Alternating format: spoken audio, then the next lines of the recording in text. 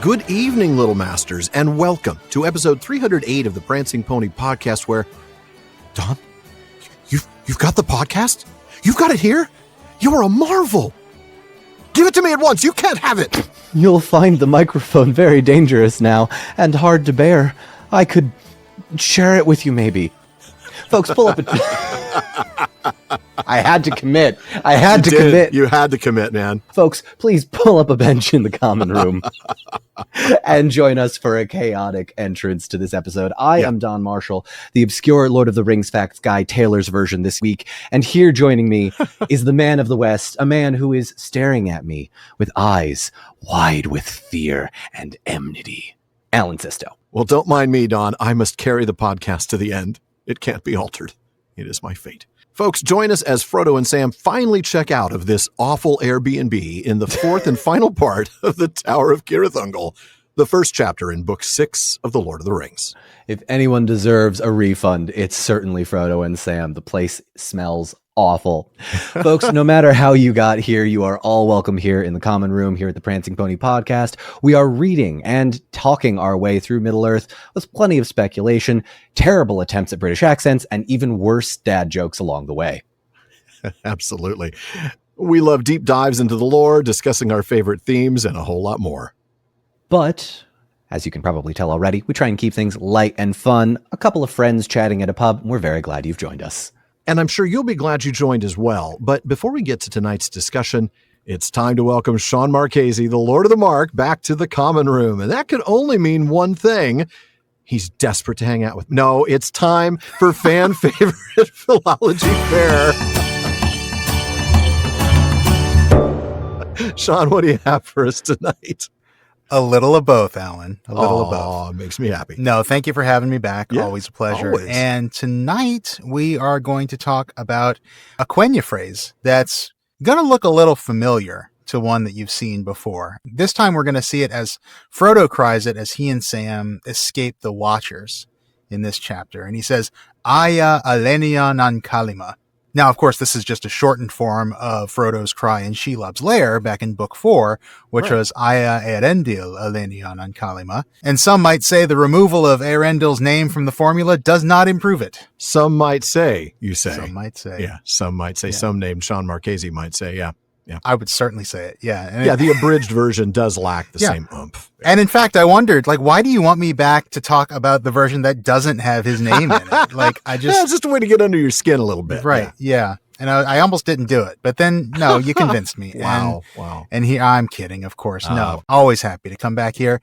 And I don't think we had a chance to really dive into all the details on this awesome phrase last time we talked about it. So let's do that now. All right, then. Now, Tolkien helpfully translates all of these words for us in the pages of, say it with me, Parma Eldalamberon 17. That's right. Oh, boy. Now, the first word is Aya. That's a cry to call for help or attention, also translated as hail. Okay.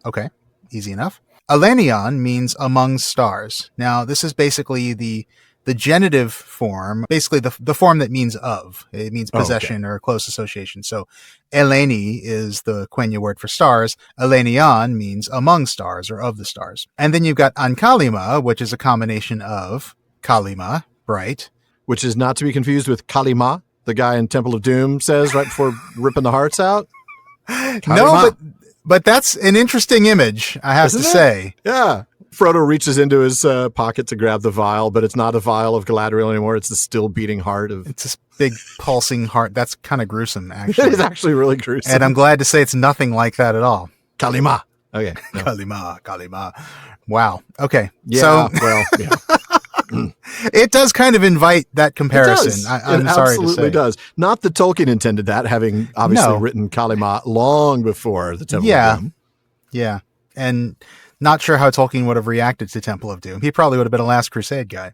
I think he would have been, yes. Signs all point to that one. That's true. Or Crystal Skull. No, kidding. No, he would not. Nobody's a Crystal Skull guy. Anyway. Oh, man.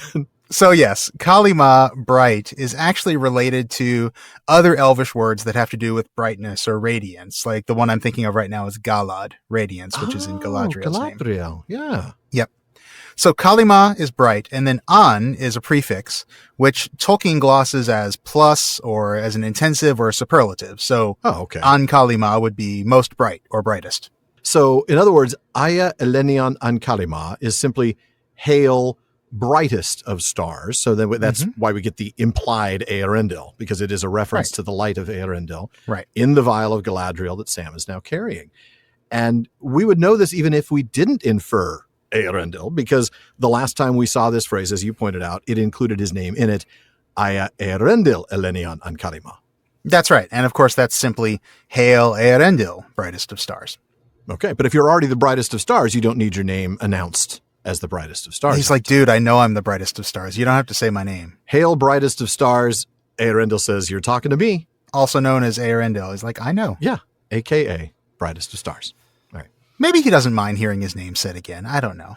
But we can only guess. We can only speculate. What if? All right. So that's what aya Eärendil elenion an kalima means. But I don't want to stop there, because this is a phrase that's really important to Tolkien, and I think listeners need to keep that in mind, especially because it has a really important place in terms of where it came from in the leaf mold of Tolkien's mind. What a phrase. And the reason for that is because this phrase, aya Eärendil elenion an kalima, is almost a word-for-word translation of that line from the Christ that caught Tolkien's eye when he was studying at Exeter College when he was a young man. And that line that, in a sense, sort of inspired the whole Middle-earth legendarium. The one that I think everybody listening can recite in their sleep by now? I hope so, if I've done my job. And that is, Ela Eärendil engla berchtast. Love that. Never get enough Old English here. It's just so much fun to give a little Old English once in a while. And what's really cool about this Old English phrase is that the Quenya phrase has almost the exact same meaning word for word as it. So I'll break down the Old English phrase for you. Ela is an interjection. This is basically what signifies what they call the vocative case. Sorry, a little Schoolhouse Rock breakdown. You did a little Schoolhouse Rock? Nice. Yeah. Yeah, they don't talk about the vocative case much on Schoolhouse Rock. No, they don't. It's more like wow and things like that. I can't even remember now all the words. I just remember the song. Yeah. No, the vocative case is not mentioned. No, it's true. Not at all, unfortunately. That's a little advanced, I guess, for that demo. But the vocative case is basically the case you use when you're calling on someone. And I guess the closest literal translation for Ela in English would be O, just like the letter O, which you sometimes see in poetry. Like you'll see O muse in translations of Homer. Okay, so not OH, but just the letter O as its own word. O. O muse, O. O come all ye faithful. Yeah, O come all ye, yeah. O untimely death, O Canada, like all those O's where you're basically speaking to that person or entity that's being mentioned. And that O actually comes from Latin and basically serves the same purpose. Then you've got the word Eärendil, which is this, obviously, the name of Eärendil. In Old English, this apparently referred to an astronomical object. Scholars for a long time were not really sure if this was the morning star or the rising sun, but obviously we know Tolkien interpreted it as the morning star and gave a pretty definitive explanation why he thought so. Yes, he did. Then we've got Engla, which, just like Elenion, is a plural genitive form. This is the plural genitive form of Engel in Old English, which means angel. So this is of angels. Okay. And then the last word is Berchtast, which is brightest. And honestly, you can look at Berchtast and you can see it's you can see the direct connection to the modern English word. Yeah, absolutely. But again, it's just a superlative made up of Bert, which means bright, and then the st ending that we still use to form the superlative. So the est is very much like the an in an kalima. It's correct. The most or the brightest, or it's the super. The superlative. Correct. Wow, that's correct. That is amazing. And Tolkien, not only did he sort of parallel the exact words, he paralleled the structure even of the hail of the phrase, the order and the cases of the words that he uses, the specific the vocative forms, case, the noun Eärendil, the genitive case of the third word, and then the genitive plural, and then the superlative. Man, that is amazing. Now the shift though from angels to stars is interesting. It made sense for Tolkien to remove the reference to angels here. and replace it with a reference to the stars for at least a couple of reasons, probably more, but these are the ones I was thinking of. For starters, Middle-earth, of course, is a pre-Christian civilization. They don't have the same concept of angels that we have in modern society. Right. And the second very good reason is that even if there were angels or angelic type beings in Middle-earth, they are the Ainur. And the entity being invoked here is not one of the Ainur. It's Eärendil. It's a man or a half-man, which is better than a dragon man. He's half-elf, half-man, right? He's one of the children of Iluvatar. He's certainly not an Ainu, and so he's not an angel. But he is a star. That's correct, yeah. And that's a really interesting point, because if you look at the Old English poem, the name Eärendil in that most likely isn't really referring to a Christian angel either. I mean, he's called brightest of angels, but Eärendil is a pre-Christian figure from Germanic myth. It's not really all that clear exactly where he came from, like in the Proto-Germanic tradition. Karl Hofstadter had a great phrase about this I found when I was researching this. It was in a 1991 essay published in Mythlore. That goes back a ways. Yeah, and Karl Hofstadter said, the only certain knowledge we have regarding the history and meaning of the word Eärendil is that nothing is known with certainty about it. I love that. All we know is that we don't know. It's just like there's instances of a similar word in a few different languages, a few different stories, but scholars have not found sort of the common ancestor figure, which you can totally see why Tolkien would have enjoyed playing in that space, right? That's that asterisk reality he loves. Now, there's been a lot of strong speculation. This is probably some sort of astronomical myth figure. The name may literally mean something like Dawn Wanderer or Ray of Light. But again, Dawn Wanderer. Isn't that cool? That sounds like a really cool prog rock band or album name. The Dawn Wanderer. I would totally go see Dawn Wanderer in concert. Is it a person's name or is it a band's name? Is it Dawn I think it's a Wanderer? band's name. Oh, Dawn. Hey, Dawn. Dawn Wanderer right here, man. No, I think it's a band name or an album name. Yeah. Or I think it's the name of a custom van. The Dawn Wanderer. Oh, totally. Yeah, with airbrushed stuff in the little portal window. Hop into the Dawn Wanderer. There's like a big bright Silmaril on the side of it. Yeah. yeah, definitely. But this is really all we know. And there have been some articles written about, the word and the places it appears in Germanic mythology, but that's really all we've got. All we know. And all we know for certain is that it was some sort of pre-Christian mythical figure and therefore not an angel. Right. Now, of course, in the Christ, which was a Christian poem, and was in fact... It's right there on the tin. Yeah. Pretty much. You're not going to call your poem Christ without it being somewhat Christian. And in fact, the Christ was actually based on some older Latin poems that would have been recited at the Advent time. So, sort of leading up to Christmas and sort of celebrating the coming of Christ. And scholars generally agree that although the name Eärendil is used here, it's actually symbolic of either John the Baptist or possibly Christ himself, neither of whom is an angel either. That's true. And in a footnote to letter number 297, which the book volume says was to a Mr. Rang, Tolkien made it clear that his interpretation was that it was John the Baptist and not Christ.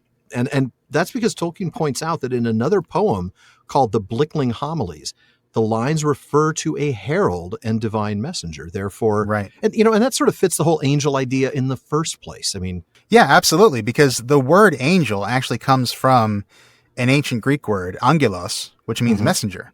Yeah, that's the literal meaning of the word angel in Greek. And that could be the sense that's implied in the Old English poem with Engla too. Yeah. Tolkien himself actually talks about this word angelos in another one of his letters where he calls Gandalf an angelos in the Greek sense because he was a messenger from the Valar.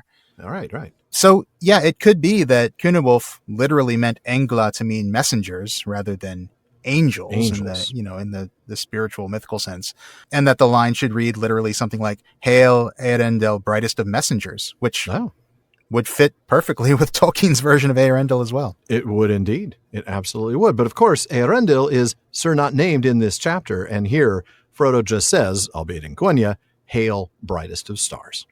He does, but I don't have to be happy about it. Indeed. Well, thank you for that, Sean. And we will see you next time. Don't make it too long. Thank you, sir. And folks, now we'll come back to the podcast already in progress. Good stuff as always. All right, now let's go ahead and get into tonight's discussion. Alan, where did we leave off? Well, we left off with Frodo absolutely freaking out about the fact that the ring was gone. And we're going to start with Sam giving him a little bit of good news. No, not everything, Mr. Frodo. And it hasn't failed, not yet. I took it, Mr. Frodo, begging your pardon, and I've kept it safe. It's around my neck now, and a terrible burden it is, too. Sam fumbled for the ring and its chain. But I suppose you must take it back. Now it had come to it. Sam felt reluctant to give up the ring and burden his master with it again. You've got it? Gasped Frodo. You've got it here? Sam, you're a marvel! Then quickly and strangely, his tone changed. Give it me at once! You can't have it! All right, Mr. Frodo, said Sam, rather startled. Here it is. Slowly he drew the ring out and passed the chain over his head. But you're in the land of Mordor now, sir, and when you get out, you'll see the fiery mountain and all. You'll find the ring very dangerous now and very hard to bear. If it's too hard a job, I could share it with you, maybe. No, no, cried Frodo, snatching the ring and chain from Sam's hands. No, you won't, you thief! He panted, staring at Sam with eyes wide with fear and enmity.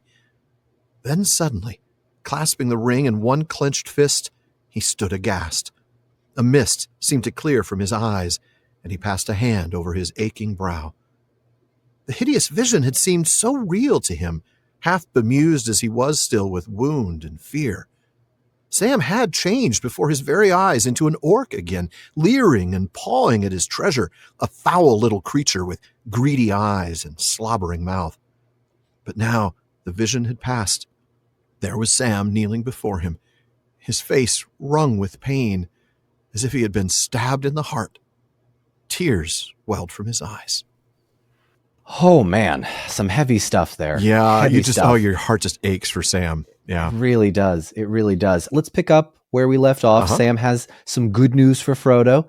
The orcs took a lot, but they did not take everything because the ring is safe around Sam's neck. Of course, he grabs for it, commenting that it is a terrible burden, and then reluctantly assuming that Frodo has to take it back. As of course he does.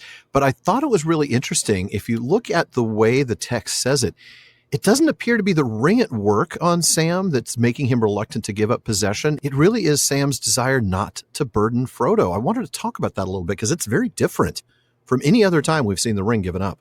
Yeah, it absolutely is. And it, I think, speaks to their relationship more than anything. Sam doesn't do the willful martyr or anything, malicious, like, oh, well, that's fine. I'll take it. Don't worry about it. I'll do it myself. He's still very much like, all right, we're a team together. And I see you've been through a lot. I'll take it. But simultaneously, you got to remember that, the ring has plans of its own, and the consequences of something, however well-intentioned, might turn ill. Yeah. And, I know the first reaction I had when I thought about this was, well, Sam didn't have it very long. Bilbo had it for, 60 years, and Frodo's had it for a while, going through a lot. Mm-hmm. But Sam's had it in Mordor. Sam has been tempted with that powerful vision of Samwise the Strong, hero of the age. He's gotten over that, and he got over it with plain Hobbit sense. And remember, actually, if we go back to that, plain Hobbit sense was the second cause of what was enabling him to fight that temptation. The first one, his love for Frodo. Yeah. And I think that's what we see here. Absolutely. That's a great callback to the theme. And of course, as I have been doing since I've been on this podcast, speculating about, because you say Sam in Mordor, and he's only had it for a little bit. Galadriel didn't even hold it. She looked at it and went absolutely feral. Think about a Galadriel in Mordor. Yeah. Well, I mean, she's, all will love me and despair is quite a ferocious thing to say. And now I'm thinking about how long would it take anyone besides Sam, Galadriel, Elrond, Gandalf to be just presented with the ring in this tower and have to say, it's cool, I can give it up, or I can give it back. To have possessed it, and then to willingly give it back, and Sam, even like he's, like we said, assumes you're gonna have to take this back, aren't you? But it is heavy. I'm happy to carry it. I'm happy to share the load. the load. Can we add in the echo sound effect? I know. The load. Exactly. Load.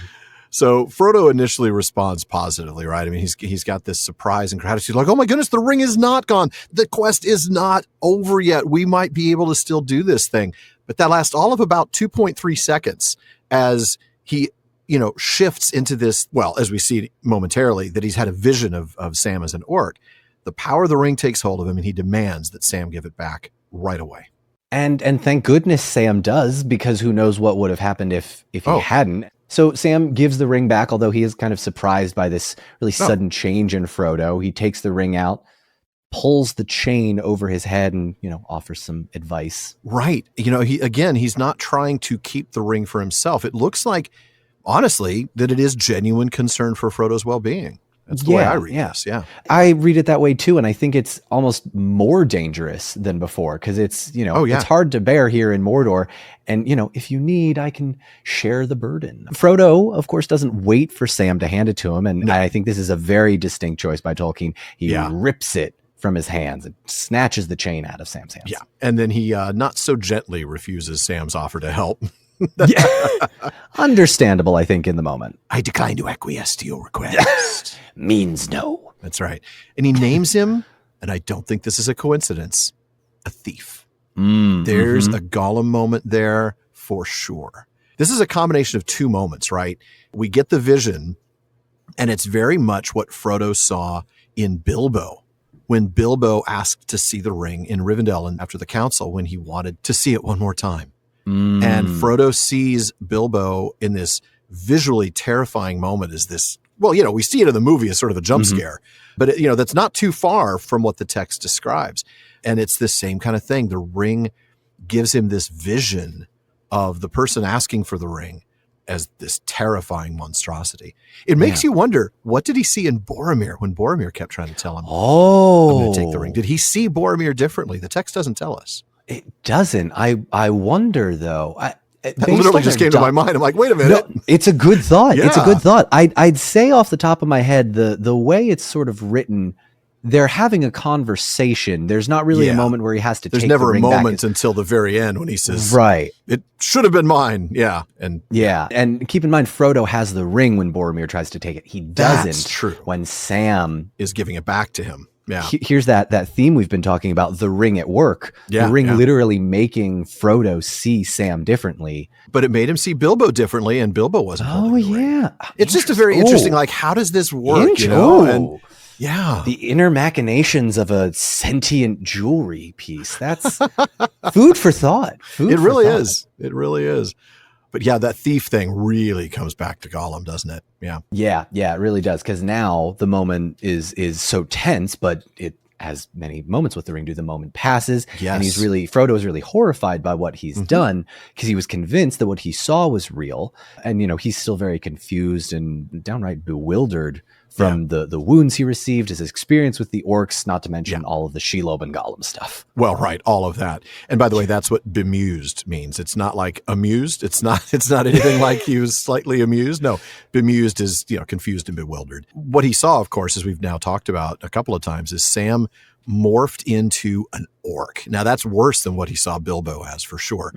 But he sees Sam, transmogrified into an orc, greedy, grabbing at the ring, pawing at his precious, But now he sees what actually is, and it's Sam.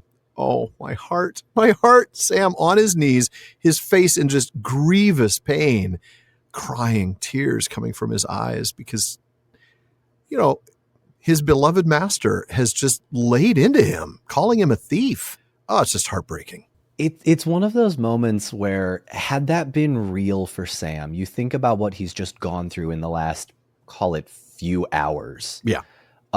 It might almost be, had Frodo turned or become more feral or Gollum-like, that might honestly be worse for Sam than if Frodo had died, because it becomes, you're still, it's like all those zombie apocalypse movies, right? Oh, exactly. It's still the person, but it's the body, but not just the shell. Yeah, it's just a shell of what once was, and oh man, amazing stuff. Well, we will come back to more right after the break.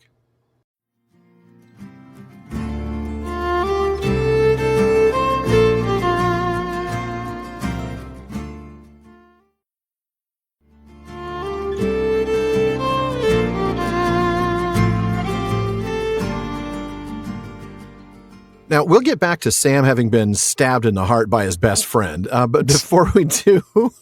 Metaphorically speaking. Heart, but you're too... All right. We want to remind you that there's a lot more talk and, thank God, a whole lot less singing going on at the Prancing Pony podcast than just us. Alan, I'd pay good money for you and Sean to release an album. But folks, the PPP has an amazing listener community. They're always coming up with great questions and song requests and discussions across all of our social media spaces. You can check out our common room on Facebook, our dedicated subreddit, Twitter, and more. Now, on Facebook, just look for the Prancing Pony podcast. Go ahead and follow the page to get the news and the episode releases, but you're going to want to join the group to get in some great discussions. Or if you prefer Reddit, you can find us there at r/prancingponypod. On Twitter and Instagram, we're simply at Prancing Pony Pod. And don't forget Spotify, soon to be released. Alan and Sean. It'll be like Simon and Garfunkel, but slightly without the talent. More. Yeah. I mean, you said that, not me, but... Well, I just speak what is. And folks, if you want daily Tolkien content, please, I can't believe that this is not catching on more. There's like 15,000 of you listening to this episode every week. And only about, 2,000 of you are listening to Today's Tolkien Times on YouTube and all your favorite podcast apps. It's a short format daily show. Everything from Mailbag Monday and Tolkien Tuesday and Word Nerd Wednesday. It's great stuff, folks. Be sure to check it out at youtube.com/@TolkienTimes and follow @TolkienTimes on all your social media. Everybody should go watch it, and not just because I'm on it. That's true. You are on a Fandom Friday. Yeah. I did kind of hang out, and I really just want to encourage people. Go do it. Make Alan happy. Thank you. I appreciate that. The main thing I love about it is that it gives me a chance to dive into other bits and pieces of Tolkien that I don't normally get to because I'm so, hyper focused on the chapter that I'm writing episodes for. You hyper focused? Very 100%. Yeah. Surprised, I'm sure. This is your surprised face. I see. Yeah. So, Don, do you know what else the orcs did not manage to take from Frodo? The 1989 Taylor's version vinyl. Oh, I told you I was going to try and work it in. I'm pretty sure the orcs did not want that. They didn't have a way to play it. That's why. Oh, you know what? That's right. Record players didn't exist at that time. The script to the second season of Rings of Power. Oh, I like that. Okay. But no, Sam managed to actually take Frodo's copy of Why We Love Middle-earth. Now that's the book that Sean and I wrote. Yeah. He had a copy. It's sort of a timey-wimey thing. The book came out a couple of months ago, at least in the US in September, and it should be releasing in the UK. It actually should have already released in the UK by the time this episode drops, and the rest of the world real soon. Fantastic stuff. Now, folks, I don't want to brag, but I did have a very small part in this book, and that is I think I wound up writing one of the, what are they called? The blurbs or the little endorsements? The endorsements, that's what it is. So having already endorsed this book, I can say wholeheartedly, it's incredibly average. No, I'm kidding. It's wonderful. Wow, thank you, Don. Brutal stuff, man. I like the build up and then the immediate fall off. I did too. But the total disappointment, yeah. And honestly, really just a very middle of the road. No, I'm kidding. Pay no attention to me. I'm just going to be like Sam over here in the corner having been stabbed in the heart. Tears just streaming down my face. If you are looking for a book where you can light a candle and sit in your favorite reading corner in your house, or if the audiobook version is more your thing, this is definitely a comfort kind of book. It is. I hope so. It absolutely is. It's a deep dive into a lot of the things that I obsess over daily, but that so many people, don't, but still find comfort in, because we all love returning to Middle Earth and seeing it through a different lens. This is good stuff. Thank you, Don. I appreciate that. Yeah. When we saw The Rings of Power come out, right, almost a little over a year ago now. And then with the War of the Rohirrim coming out next year and all the other ways that the Tolkien fandom is growing. I mean, we even have Magic the Gathering now.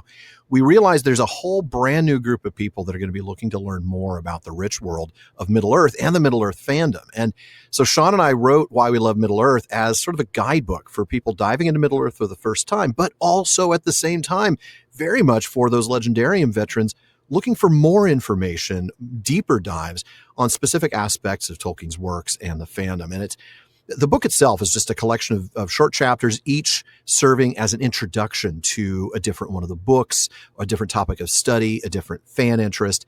And the idea is simply to just draw readers deeper into Middle-earth as they read along with us. It's more or less my TikTok channel in written form. Kind of. There are so many. Or, I don't know, maybe our podcast in written form. That's kind of what it's supposed to be. Yeah. I mean, you're not wrong there. It is wild, though. I will often remember how much of Tolkien's universe that he created that I don't know. And the book is such a love letter to all aspects of it, but it's that phrase, leading the horse to water, and just saying, hey, there are all these amazing aspects. Yes. There's, adaptations, the online communities, learning the languages, learning the lore, the costumes, the set preps. Doing actual Tolkien studies, right? Exactly. Becoming an academic in this, right? Yeah, everything. There's so much to talk about, and I cannot recommend it. We're already looking forward to writing the sequel, actually, because there's still more to talk about. Yeah. Hey. It's still a ways off. No promises, folks. All right. Goals, not promises. Now, the book, of course, like I suggested earlier, it does mirror the experience of listening to the podcast as much as you can do in a book. There are a bunch of asides and digressions. I think our footnotes are all very, funny stuff. We try to get jabs in at each other in the footnotes. Commentary in each of our two voices, and plenty of pop culture references, and maybe even a few terrible dad jokes. The audiobook is now available. It actually came out October 31st. I should know. I narrated it. So check out our socials and our website for more information. For now, though, let's go ahead and get back into the chapter. Don, would you pick us up? Yes, I would. Oh, Sam, cried Frodo. What have I said? What have I done? Forgive me. After all you have done, it is the horrible power of the ring. I wish it had never been found. But don't mind me, Sam. I must carry the burden to the end. It can't be altered. You can't come between me and this doom. That's all right, Mr. Frodo, said Sam, rubbing his sleeves across his eyes. I understand. But I can still help, can't I? I've got to get you out of here. At once, see? But first, you want some clothes and gear, and then some food. The clothes will be the easiest part. As we're in Mordor, we'd best dress up Mordor fashion. And anyway, there isn't no choice. It'll have to be orc stuff for you, Mr. Frodo, I'm afraid. And for me, too. If we go together, we'd best match. Now put this round you. Sam unclasped his gray cloak and cast it about Frodo's shoulders. Then, unslinging his pack, he laid it on the floor. He drew Sting from its sheath. Hardly a flicker was to be seen upon its blade. I was forgetting this, Mr. Frodo, he said. No, they didn't get everything. You lent me Sting, if you remember, and the lady's glass. I've got them both still, but lend them to me a little longer, Mr. Frodo. I must go and see what I can find. You stay here. Walk about a bit and ease your legs. I shan't be long. I shan't have to go far. Take care, Sam, said Frodo, and be quick. There may be orcs still alive, lurking in wait. I've got to chance it, said Sam. He stepped to the trapdoor and slipped down the ladder. In a minute, his head reappeared. He drew a long knife on the floor. There's something that might be useful, he said. He's dead. The one that whipped you. Broke his neck, it seems, in a hurry.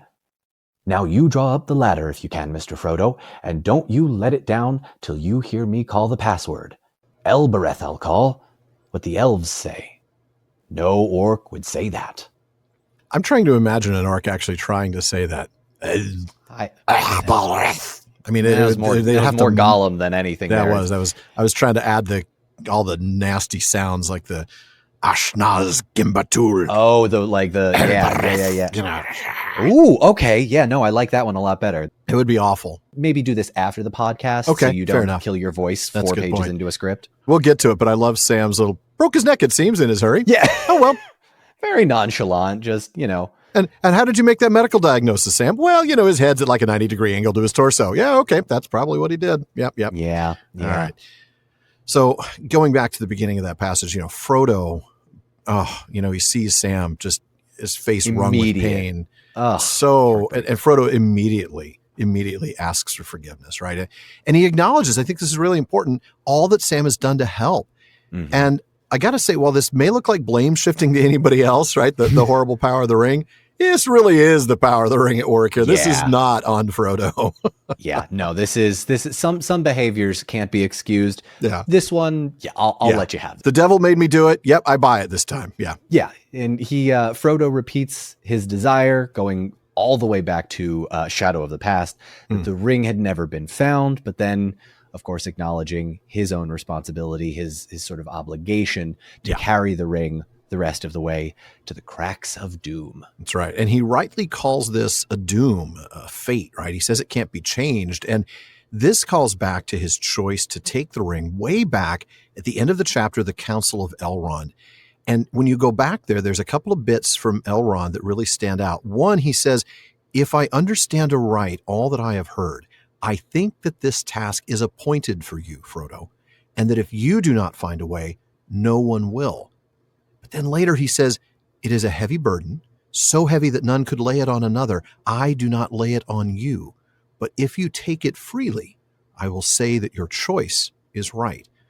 So it is both appointed for him and a choice.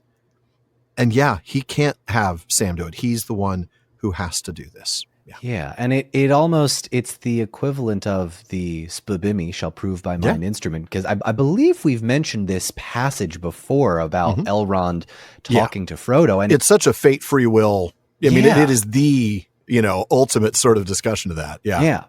Because in a way, how can Frodo refuse at this point? It is thrust upon him, and yet he is also simultaneously doing it freely. And then, of course, Sam, the amazing hobbit that he is, also exerting that sort of free will and keeping this going. He forgives Frodo in that moment of temptation and moves on. He wipes the tears from his eyes, and he said, "Well, I understand. I get it. This is bad." And having borne the ring for a short time, I think he really does understand. I mean, maybe not to the same extent, but he gets it. He knows the power of the ring is intense, and he's able to see that was the cause of this. And Sam does not take this personally. No, and I think that's the best thing that could happen is that whole situation resolving itself quickly, because it shows just how quickly things can escalate, especially when the ring is in Mordor, and Frodo, being who he is, needs to sort of get that onto that next point. Sam moves on to what he does best, which is helping. That's what Sam does. Has to get Frodo clothes, has to get him equipment, has to get him food. That's right. Immediately going into, all right, what's next? Let's help Frodo with this. Exactly. That's his job.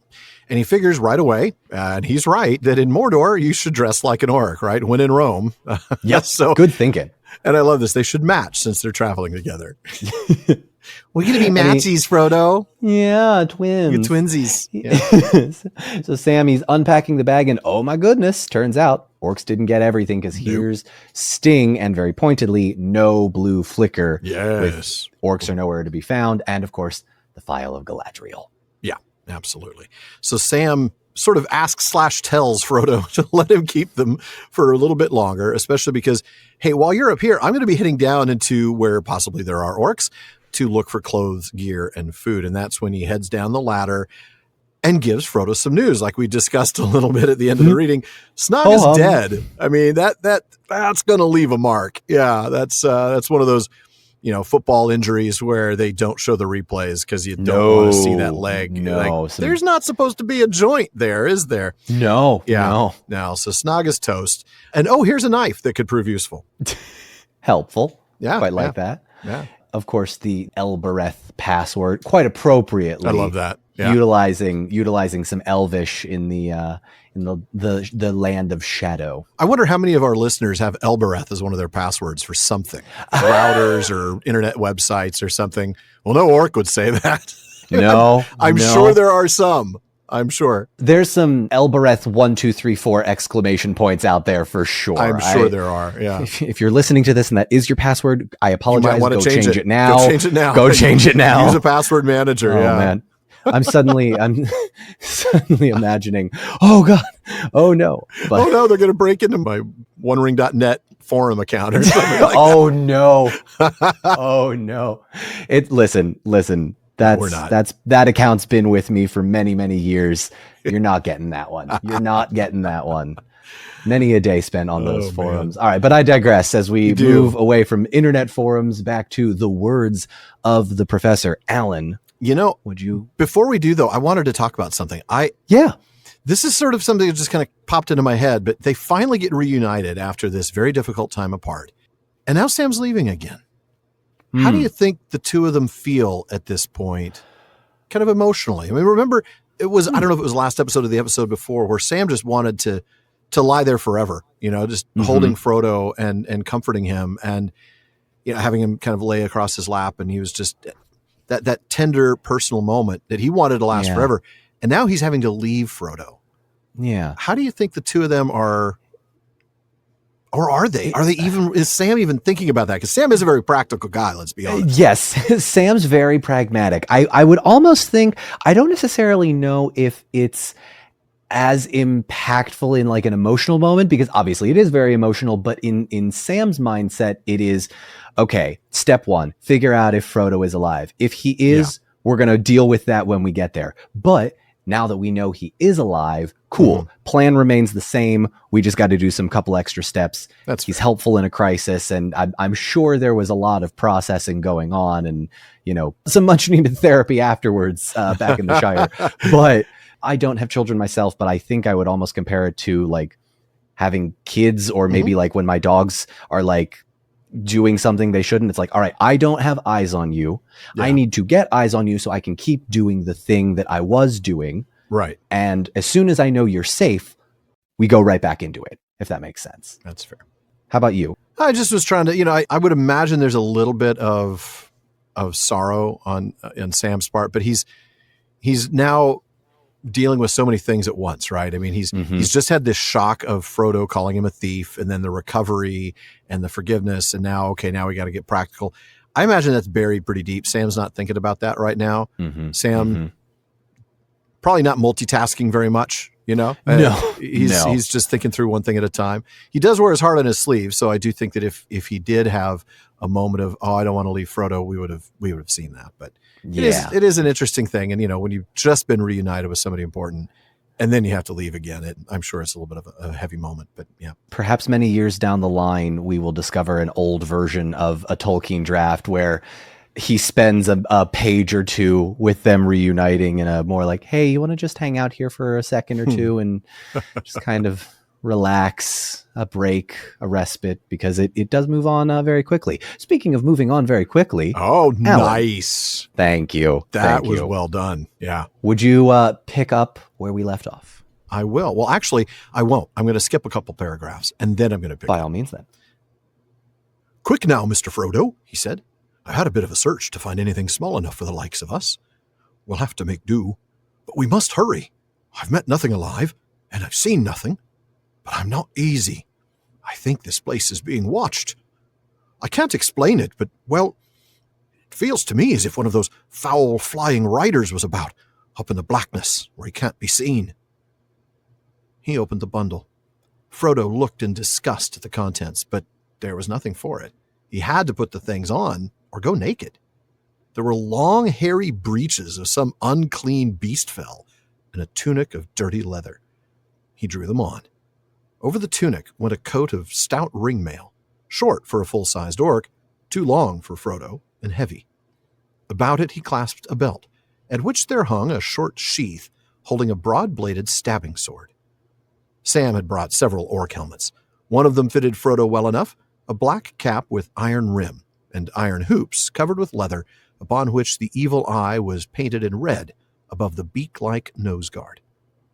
The Morgul stuff, Gorbag's gear, was a better fit and better made, said Sam. But it wouldn't do, I guess, to go carrying his tokens into Mordor. Not after this business here. Well, there you are, Mr. Frodo. A perfect little orc, if I may make so bold. At least you would be, if we could cover your face with a mask, give you longer arms, and make you bow-legged. This will hide some of the telltales. He put a large black cloak round Frodo's shoulders. Now you're ready. You can pick up a shield as we go. And we'll stop there, even though there's a few more paragraphs in this section that we'll talk about. Yeah. Going back a little bit in the part that Alan skipped, we stick with Frodo's perspective here as his fear, understandably, returns. Yeah, definitely. Alone in Mordor and also conscious. Terrifying. Yeah. He gets up with the Lothlorien cloak around him. He walks a little bit around the chamber. And while it wasn't all that long of a time, Frodo's fear made it seem like a lot longer until Sam returns calling out Elbereth.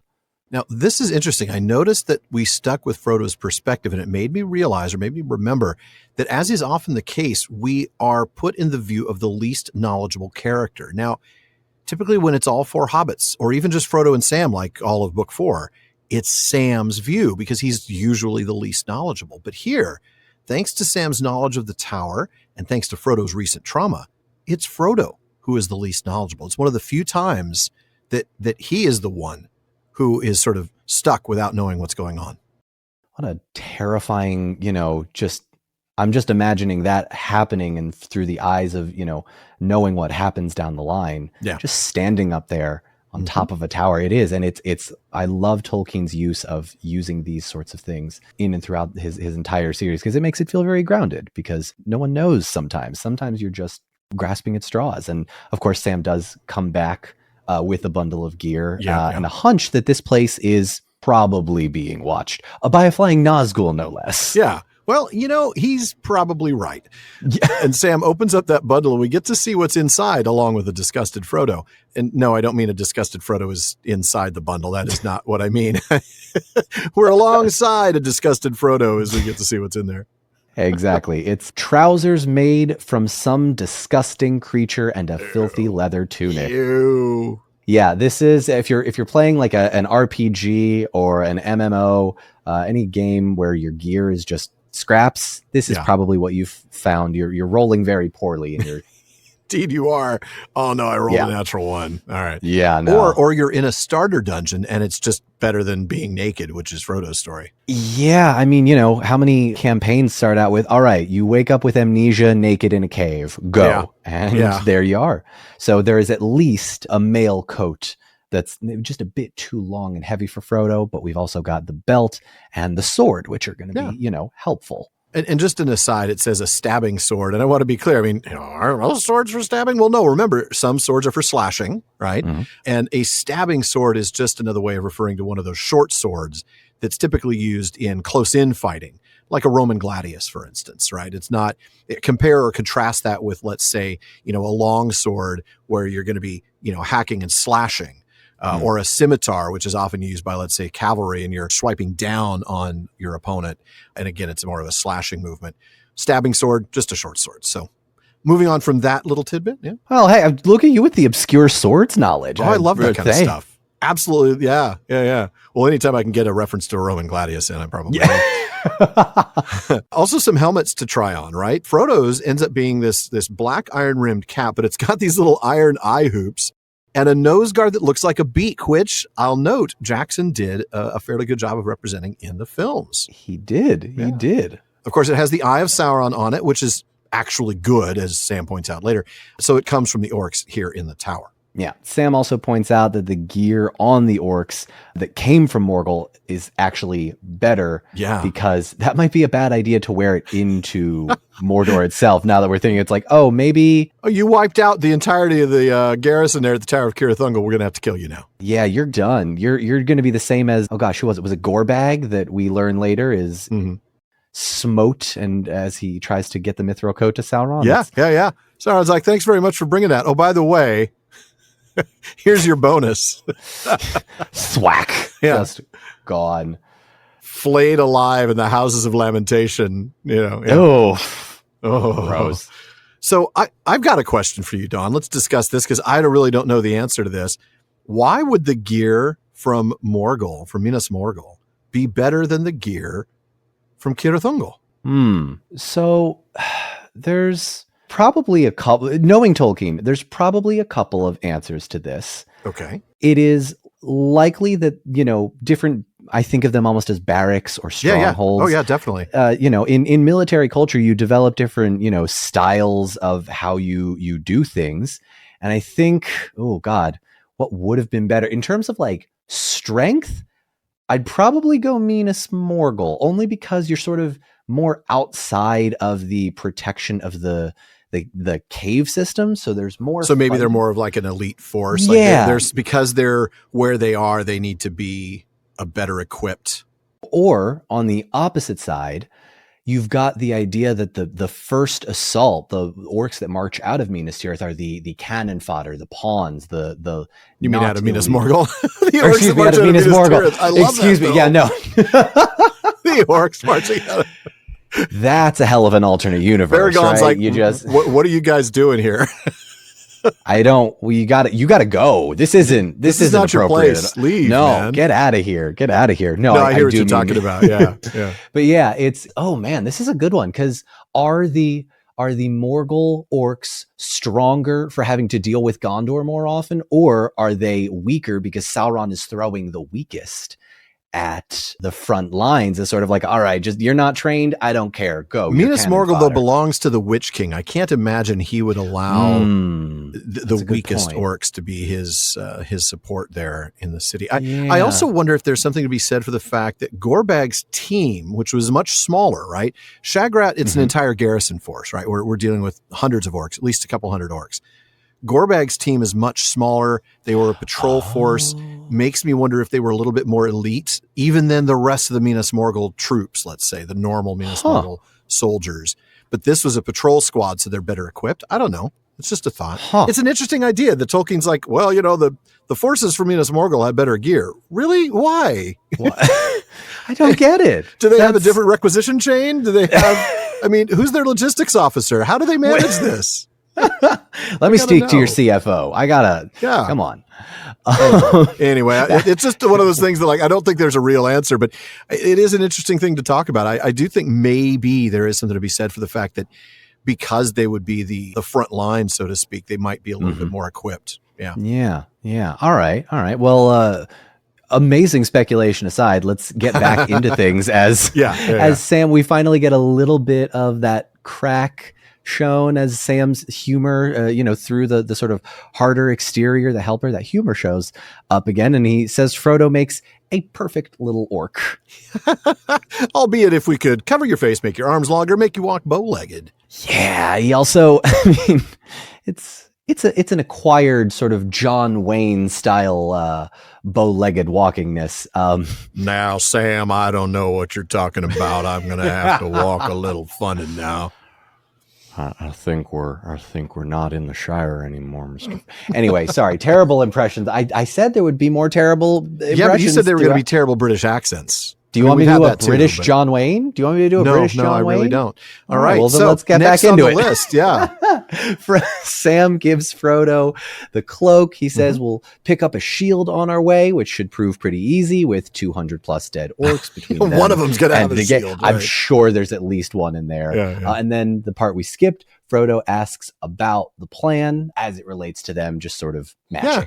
Sam, I thought we were going to be twinsies, man. Yeah. So Sam does seem to have changed his mind a bit on that. He realizes that leaving his stuff behind is a very bad idea. You can't leave evidence at this place that you were here, and there's no way to just destroy it all right now. So he's got to wear everything. And instead, his decision is simply to cover himself up, right? So he does put an orc helmet on and then an orc cloak over his regular clothes and his pack.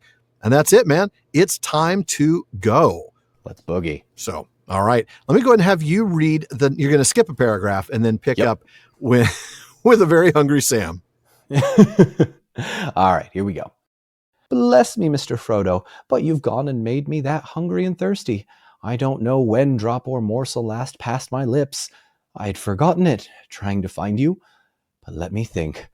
Last time I looked, I'd got about enough of that whey bread and of what Captain Faramir gave us to keep me on my legs for a couple of weeks at a pinch. But if there's a drop left in my bottle, there's no more. And that's not going to be enough for two, no how. Don't orcs eat? And don't they drink? Or do they just live on foul air and poison? No, they eat and drink, Sam. The shadow that bred them can only mock. It cannot make. Not real new things of its own. I don't think it gave life to the orcs. It only ruined them and twisted them. And if they are to live at all, they have to live like other living creatures. Foul waters and foul meats they'll take, if they can get no better, but not poison. They've fed me, and so I'm better off than you. There must be food and water somewhere in this place. But there's no time to look for them, said Sam. Well, things are a bit better than you think, said Frodo. I have had a bit of luck while you were away. Indeed, they did not take everything. I found my food bag among some rags on the floor. They've rummaged it, of course, but I guess they disliked the very look and smell of the lembas, worse than Gollum did. It's scattered about, and some of it's trampled and broken, but I've gathered it together. It's not far short of what you've got, but they've taken Faramir's food, and they've slashed up my water bottle. Well, there's no more to be said, said Sam. We've got enough to start on, but the water's going to be bad business. But come, Mr. Frodo, off we go, or a whole lake of it won't do us any good. Not till you've had a mouthful, Sam, said Frodo. I won't budge. Here, take this elven cake and drink that last drop of your bottle. The whole thing is quite hopeless, so it's no good worrying about tomorrow. It probably won't come. Oh. Okay, we'll definitely come to that last comment, won't we? Oh. Yeah. Wow. Yeah. All right, we're going to go back. We did skip a tiny bit here at the beginning, right? Frodo cleverly points out the lack of plans vis-a-vis food and drink. Probably hard to find good restaurants or even food trucks between here and Mount Doom is kind of what I'm thinking. Well, I mean, at the very least, orcs know what a menu is, so I'm sure there's at least one tavern somewhere. Well played. Well played. Thank you. I've been saving that one. I bet you have. That's good stuff right there. Thank you. And it doesn't say here, but I'm pretty sure Sam just did a little bit of a face palm. It's, it's subtext, of course, but even though, the very thought of food and water has just made Sam very hungry and thirsty. Yeah. He says, I don't know the last time that I ate or drank. I can't remember. Yeah. Well, I can. Okay. No, I can't remember the last time he actually ate or drank. I can only tell you the last time the text tells us that they ate was way back in chapter 8 of book 4. That's the stairs of Cirith Ungol. And there we read, there the hobbits took what they expected would be their last meal before they went down into the nameless land. Maybe the last meal they would ever eat together. Some of the food of Gondor they ate, and wafers of the waybread of the elves, and they drank a little.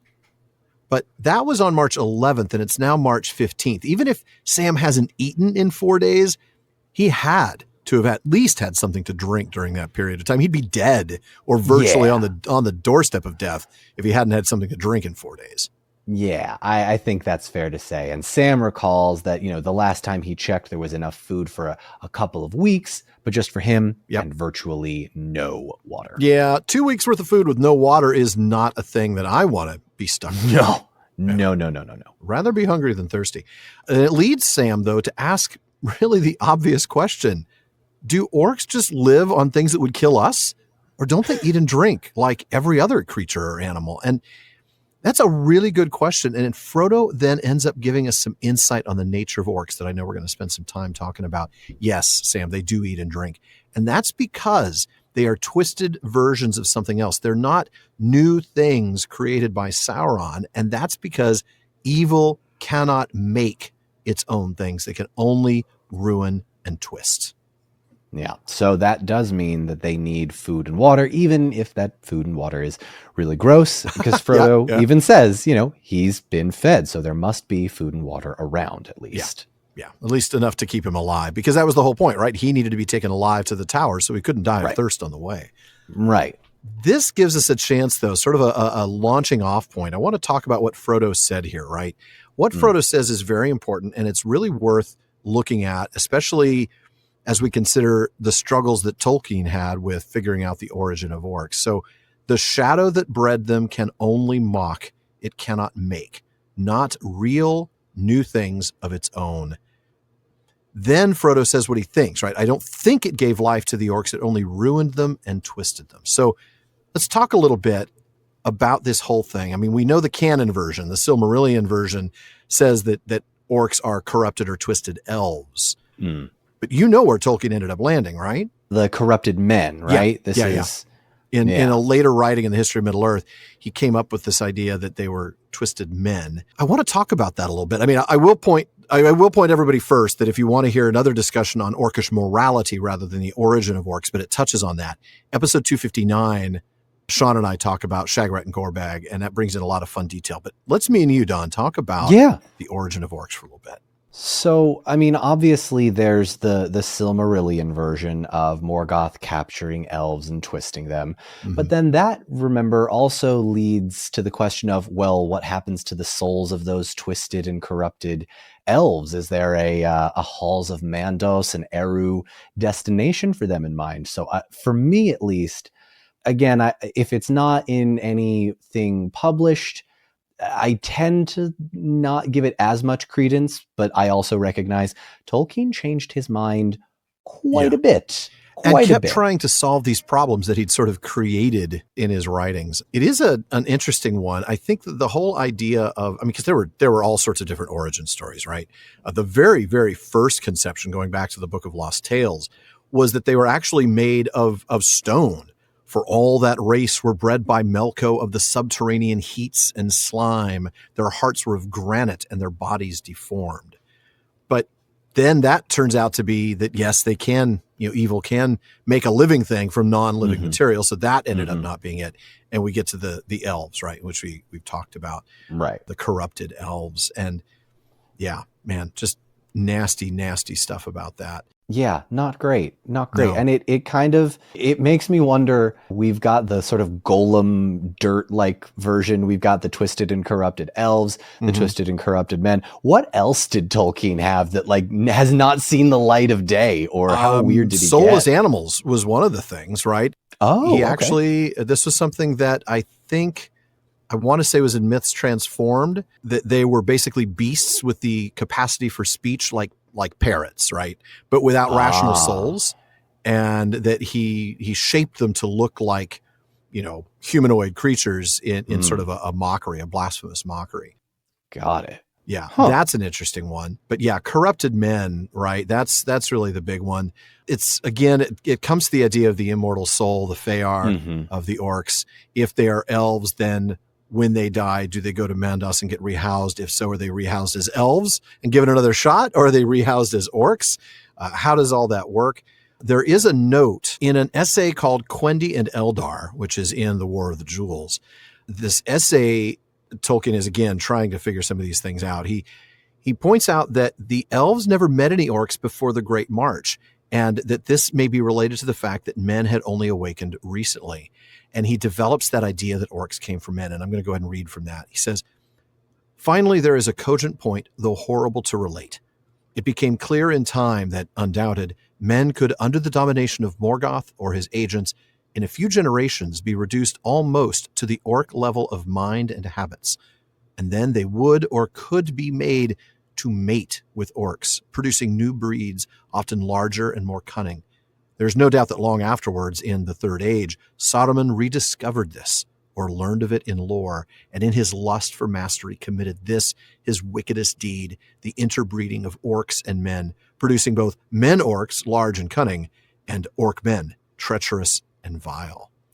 So we know that at least they got involved in that deal. But yeah, the idea of them being corrupted men is something that he landed on eventually. And that makes sense, because then when they would die, their souls would leave Arda and be freed of this domination, right? That feels the most right. Despite the Silmarillion, as taking the Silmarillion as the sort of published canon version, it does, having orcs be corrupted humans does alleviate sort of some of the problems. Some, not all, of course, but Tolkien. Yeah, it still doesn't solve the big problem that he was wrestling with, which was, are they irredeemable? Right? That is a question that is so hard to answer. How much free will do they have? We know they have some free will, because we see them rebel. We see them break the rules. They're clearly not automatons just doing Sauron's will. They talk about setting up, after all this is over, let's set up shop and, be bandits and things. Yeah. It's great, but okay, that tells us that they have these choices. Okay, does that mean that they could be redeemed? Can they make choices that would redeem them? It's a tough one. It's tough. It's a really tough call, and I think it's been discussed, I don't want to say at length, but it's certainly one of the questions that I get the most, I think, about orcs is, have there ever been any good ones? And, you play various, video games and read various fan fictions or TTRPGs that have, these different interpretations. But I tend to lean on the side of no, if only to not have them be, these tragic characters. I don't think Tolkien ever set out to have orcs be these tragic creatures that have fallen under a spell and only need to be woken up or for the ring to be destroyed. That's the thing. I mean, he clearly created them to be essentially cannon fodder. Yeah, right? yeah. And then he realizes later, oh man, I got these problems, right? So yeah, it's a tough one. I did want to bring up one other quote. I remember reading this actually very recently because I was doing some Today's Tolkien Times episodes on the Druidine. And there is a note in there when we talk about the laughter of the Druidine, this beautiful musical sound that seems very sort of like it doesn't fit with their look, you know? Right. There's a note that somebody declared that maybe Morgoth might have made orcs from the Druidine, and the Eldar responded to that saying, doubtless Morgoth, since he can make no living thing, bred orcs from various kinds of men. But the Druidine must have escaped his shadow, for their laughter and the laughter of orcs are as different as the light of Aman from the darkness of Angband. So, but then again, that's the elves, right? They would never say, well, they were made from corrupted us. I mean, you know, that's the elves, true. Oh, there are no corrupted us. Well, maybe Fëanor. Might be some denial. Yeah. Sorry, did I just bring out the Fëanor pinata? I think I did. Yeah, you might have. Hey, listen, it's a really big pinata. We can all get a swing if we want to. We can. Even though there's no candy inside, just dust and ashes. Just ash and fiery smoke. Spirit, fire and fire and shadow, or shadow and flame. Well, that's Balrogs. That's the Balrog. Yes, which by the way is wingless. Just to make sure you understand that. All right, they look cooler. They look cooler with wings. Back to our discussion. So whether there's food and water around, Sam says, look, there is no time to look for either of them, right? I've already taken too much time looking for our gear. We are being watched. Yeah, and it's no fun being watched, especially when it's by a flying Nazgul. Yeah. But Frodo has some pretty good news at the very least. The food is still here, not in great shape, but the orcs clearly didn't like the elvish waybread, which may be another indicator that they're, human. True. Who knows? But they hate it almost as much as Gollum did way back when they first found him. That's right. But Frodo says, I may have some food, or at least some lembas, but there's no water. The orcs purposely destroyed the water bottle, which just, I don't know. I mean, if he escapes, we better slash up his water bottle. Really? Did you think he's going to escape? I mean, come on. But okay, fine. They destroyed the water bottle. And they did take the food that Faramir gave to Frodo. So there's no more of that food. So there's not a lot, right? We got maybe 2 weeks of food from Faramir's food in Sam's thing, but that was for one person. So we've got 1 week of that food, and we have some lembas, but we have no water. And despite the fact that there's no water, Sam knows we got to get moving. We could have a whole lake of water, but we don't have time to drink it. Let's get going. Yeah, no. And while Sam wants to, go right now, let's go. Frodo is not moving until Sam has had a sip. This is so emblematic of, honestly, my wife and I. Whenever I forget to eat breakfast, which is very often, that's my own ADHD coming out in a very real way. But I get that. You need to go. Yeah. You need to do the next thing. Let's just keep going and going. And then we have this heartbreaking moment, this lack of hope, the first half of this. It sounds like, really good wisdom. Hey, don't worry about tomorrow. We're going to one foot in front of the other. But then the reason is a little bit disturbing, right? Because it probably won't come. Man, that is dark. That is dark and heavy. Yeah. Well, he says the whole thing is quite hopeless, right? So, we've talked a little bit about hope and despair. Actually, we talked a lot about hope and despair. And at first, I think we often saw very, very early on this idea that, a lack of hope was despair. And then eventually we finally realized that it's more of a plus 10 to minus 10 spectrum. 0 is hopeless. 10 is, great hope. And minus 10 is full despair. So there is this middle notch, this détente of hopeless, but not yet despairing. Where do you think Frodo is on this, though? Because it's not just that he says it's quite hopeless. Tomorrow probably won't come. Is this minus 6? He's minus 7? Oh, yeah. We're definitely approaching the latter half of the negatives on this spectrum. Yeah. There's almost a kind of practicality to it. It's realistically. Yeah. Tomorrow probably won't come. Let's take our time. Let's do it. But then you peer behind the pragmatism, the it's fine. I can handle this. And it is a deep fear. Yeah, while also simultaneously being an acceptance of that time or the time they are about to face that is going to be quite difficult, to say the least.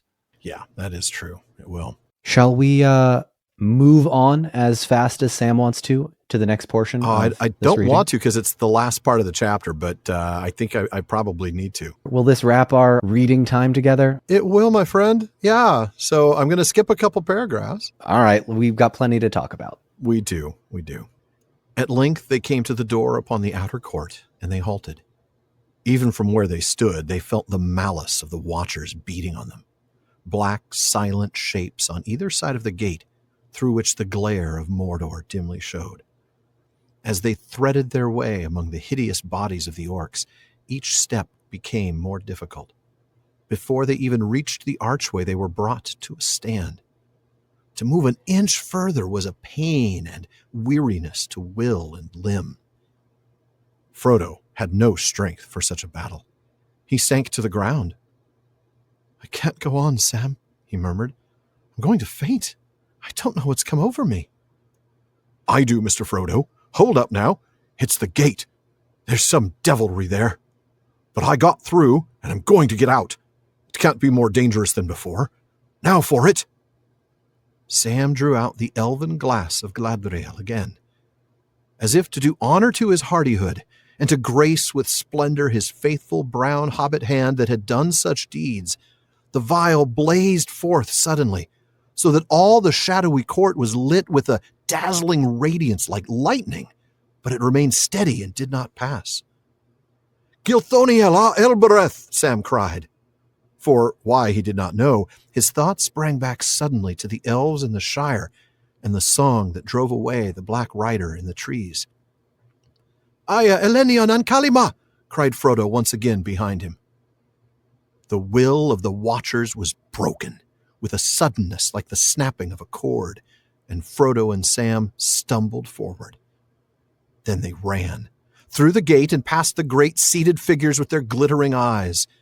There was a crack. The keystone of the arch crashed almost on their heels, and the wall above crumbled and fell in ruin.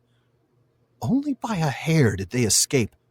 A bell clanged, and from the watchers there went up a high and dreadful wail. Far up above in the darkness, it was answered. Out of the black sky there came dropping like a bolt a winged shape, rending the clouds with a ghastly shriek. "Ha ha ha! Oh yeah! Terrifying. Yeah. Gargoyles are weird to look at to begin Just with. normal gargoyles, let alone terrifying the evil ones that can stop you from, Yeah. Imagine you're on your commute to New York City and you see a gargoyle. It's like, I can't go into work today, boss. I'm really sorry. There's this scary thing blocking my path. Bizarre. Oh, man. What a line to end on. But I digress. We'll go back. We do that all the time. We start with the ending and work our way back. No. I've always said this. Tolkien is so good at ending his paragraphs. Isn't he? He knows what words to use to keep you reading on to the next portion. Yes, he does. But I digress. We skipped a couple of paragraphs here in which Frodo and Sam start their escape from the tower. They head down the ladder, past the body of Snaga, the orc, and then down the stairs to the to the roof of the tower proper itself. That's right. And from there, they could see the glow of Mount Doom. And while they're there, because there's so many dead orcs about, they grabbed a couple of shields, like we suspected they eventually would. And as they go down the tower stairway, they end up with this little odd sense of nostalgia for that close space of the turret's chamber. Yeah, there's a feeling of just being terribly exposed. And even knowing, right, Sting isn't glowing blue, every orc in here is dead. This place is, as the text says itself, steeped in fear and evil. That's right. And then back to where I did pick up the reading, we get Frodo and Sam to the courtyard door, and even all the way across the courtyard from them, Frodo and Sam could feel the hatred of the Watchers. And they do make their way, though, across that courtyard, the ground, once again, littered with dead orcs. But every step, as has been the case with Frodo for, I think, a while now, every step gets more and more difficult until we reach the point where they can't move forward at all. Exactly. Frodo is just flat out defeated. I mean, he has barely survived Shelob's sting and then the torture of the orcs. his strength is significantly less than Sam's, but because he has not experienced this before, he is at a loss as to why he's feeling this way. And of course, being the person that he is, Sam explains, oh, wait, hang on. I know what's going on. I got this. There's that devilry, he says, at the gates. And he tells Frodo he's made his way through before. Can't be any worse than it was. Dude, you can't say that. That's like saying piece of cake. I mean, it's famous last words, right? Oh, it can't be any worse. Yeah. Oh, yeah. But it is. It is, yeah. So Sam pulls out the vial here, like, well, this was my key before. And we get this glorious description in the text. I love this. To do honor to his hardihood, grace with splendor, his faithful brown hobbit hand. I love that. I absolutely. Just Eärendil himself is saying, you know, Sam, I got you, bro. I got you. And I love it. Yeah, the vial, it lights up so intensely. And you can kind of picture this, right? When lightning strikes something outside and, you know, you can see everything lit up in full blinding light. Imagine that being constant instead of that millisecond of a lightning strike. Yeah. That is bright.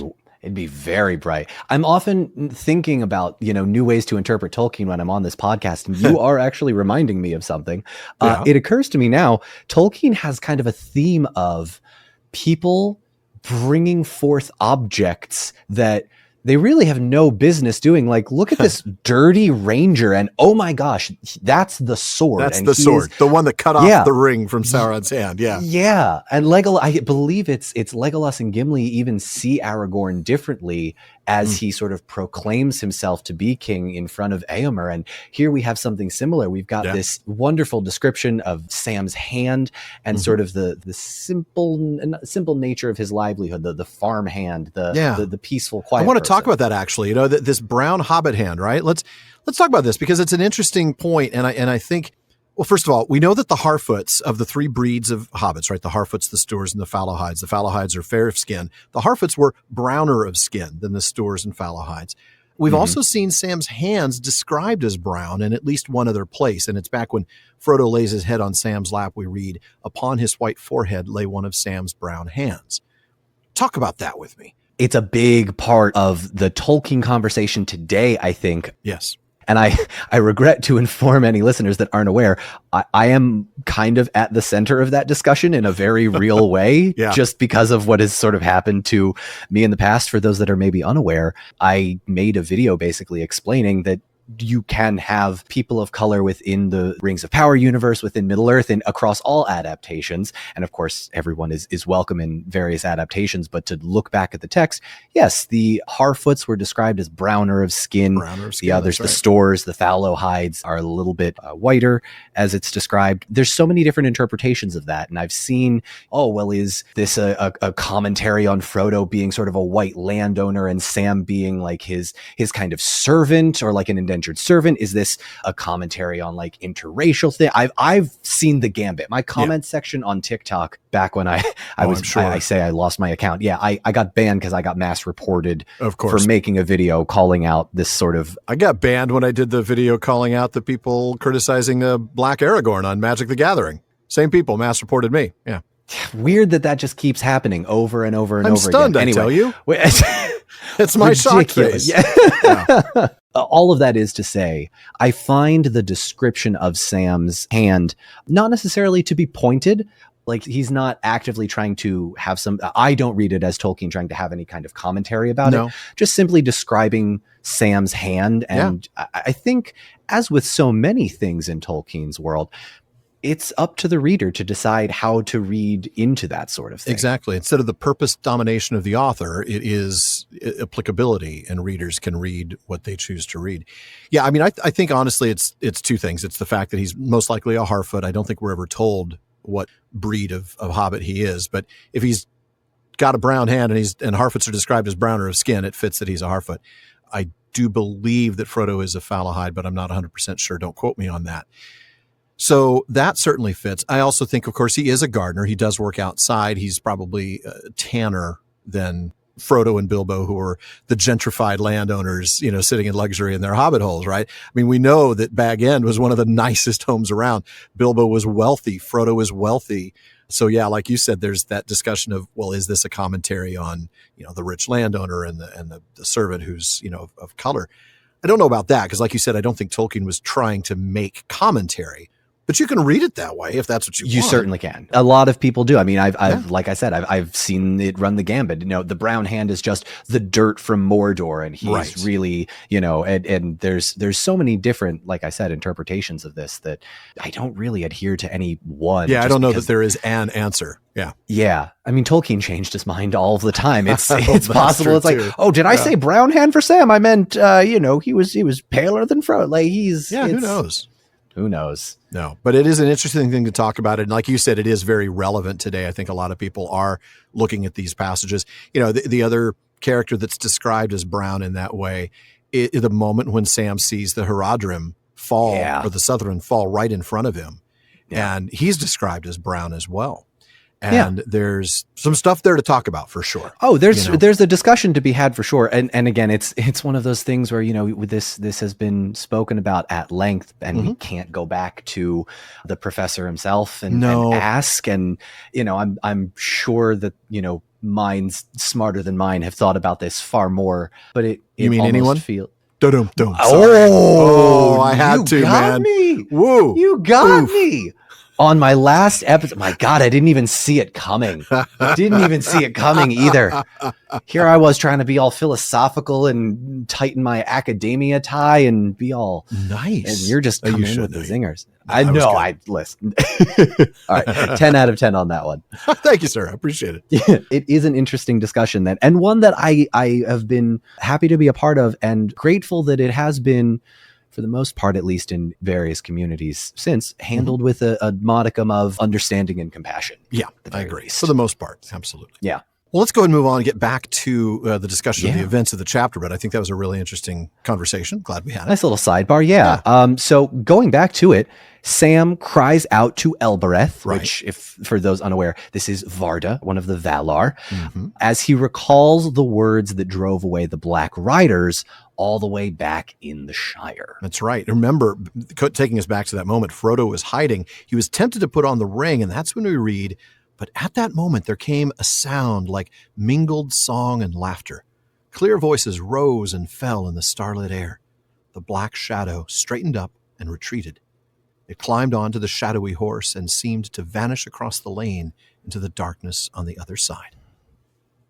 Good stuff. And then later we read their song, which includes O Elbereth Gilthoniel, we still remember, we who dwell in this far land beneath the trees, thy starlight on the western seas. And that causes Frodo to be amazed. This is, these are the high elves. They spoke the name of Elbereth. And I little bit insulted you didn't include the elvish version of this in the script, because I would have done my darndest to sing. I don't think we get the elvish version of that particular song, or I would have. Because I do include, just for fun, Galadriel's Lament, because that also names Elbereth, and that is in Quenya. Oh, no. You are quite right. I'm Googling it as we do this. There are apparently 3 versions of the iambic pentameter hymn. The first is in Sindarin.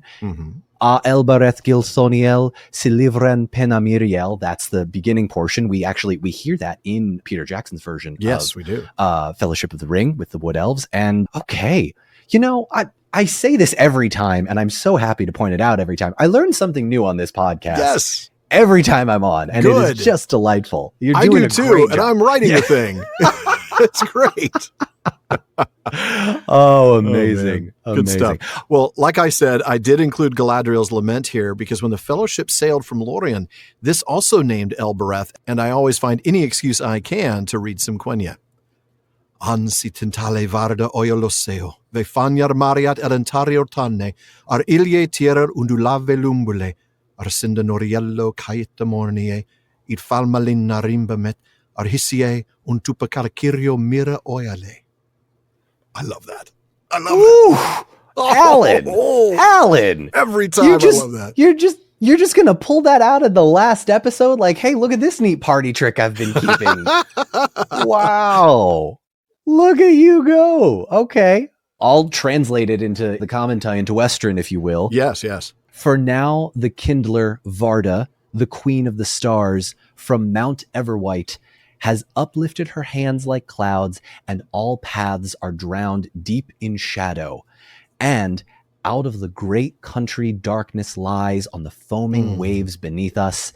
The mist covers the jewels of Calicuria forever.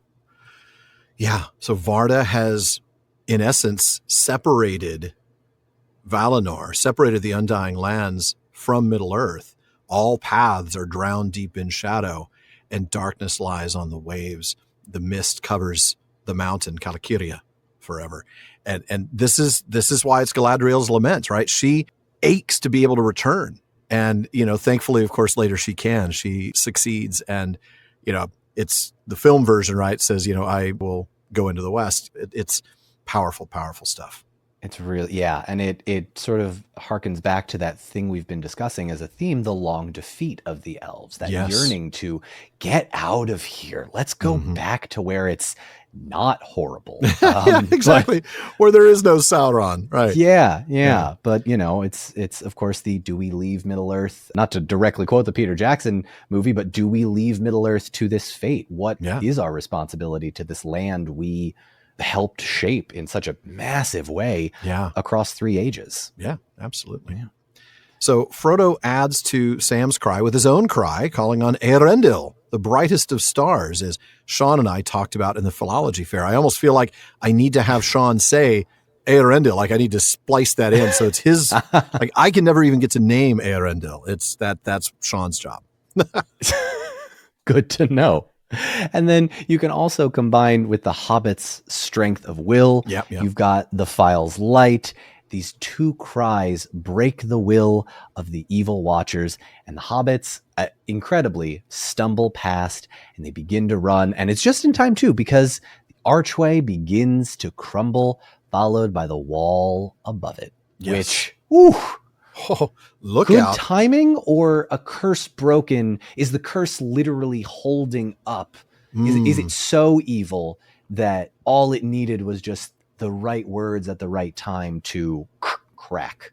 Yeah, you wonder what it is that finally snapped it. I mean, did the combined strength of their wills, because obviously Sam was able to get through the first time using the vial, maybe that just weakened it. Like maybe when Sam came in, it was like loosening the pickle jar. Okay. And now it just full on just falls right off. Yeah. Yep.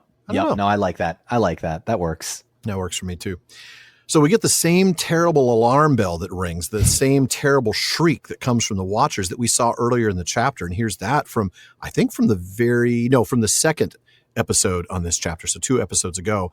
And from those evil heads, there came a high, shrill cry that echoed in the towering walls before him. Sam, that is. Far up above, like an answering signal, a harsh bell clanged a single stroke. Yeah. But this time, it's not a garrison of orcs listening to that alarm. It is a winged Nazgul coming, streaking down towards the tower and the collapsing gate. And we hear the, of course, awful, that terrifying shriek as it descends towards Frodo and Sam. Indeed. I also wanted to point out some of the alliteration that we get in there. The will of the Watchers, the gate and the great seated figures with their glittering eyes, the crack and the keystone and the crash and the crumble. I mean, and the clang. I mean, it's just so powerful. So powerful. Absolutely love that. But that awful, terrifying shriek. I mean, out of the black sky, there came dropping like a bolt, a lumpy shape, rending the clouds with a ghastly thud. I think it's the mailbag. Oh, what does Barlowin have for us tonight, Don?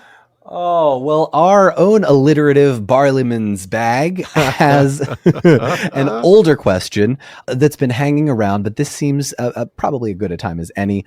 Monica N. writes, my question is an age-old one that you have probably been asked a dozen times, and that one I often get asked when people find out that I am a Tolkien aficionado. Why didn't the Fellowship just have the eagles fly them to Mordor? I think the answer to this question requires a deeper understanding of Tolkien's philosophy than most people realize. Mm-hmm. Knowing that the Valar wanted the free peoples of Middle-earth to work together to defeat Sauron without direct intervention from the Ainur is crucial here, but I can see people's eyes glaze over when I start throwing around words like Valar and Ainur. I'm glad to know I'm not the only one, Monica. Monica, kindred spirits at heart. I feel you there. I find it challenging to concisely explain this question to people less familiar with the Legendarium in a way that satisfied them. So when you guys are asked the question, what is your answer? Now, that's a good question, Monica, right? I mean, we're not being asked the question. We're asked, what is our answer when people ask us this question, besides to roll our eyes, which I really try not to do.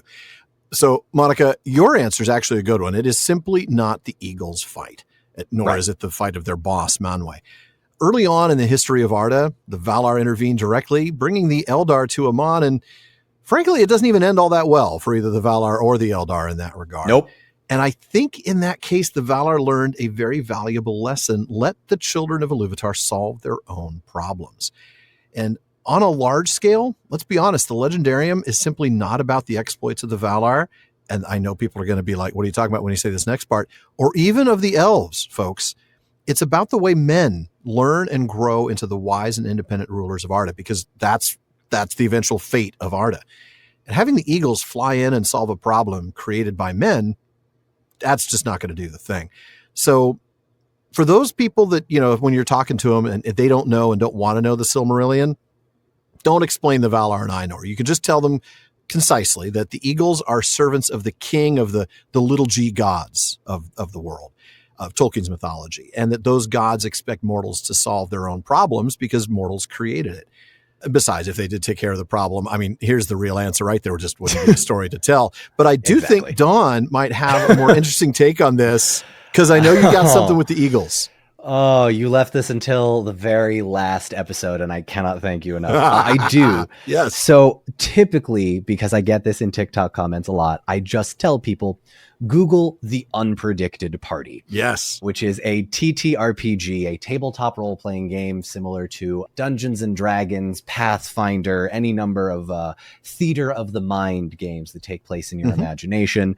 I wound up getting that question so much on TikTok that I made videos about it. I made several videos about it. And then it got to the point where I developed my sort of what if hyperfixation that you all have been subjected to over the last few weeks of listening to this. And The Unpredicted Party is my own interpretation of them actually taking the Eagles to Mordor.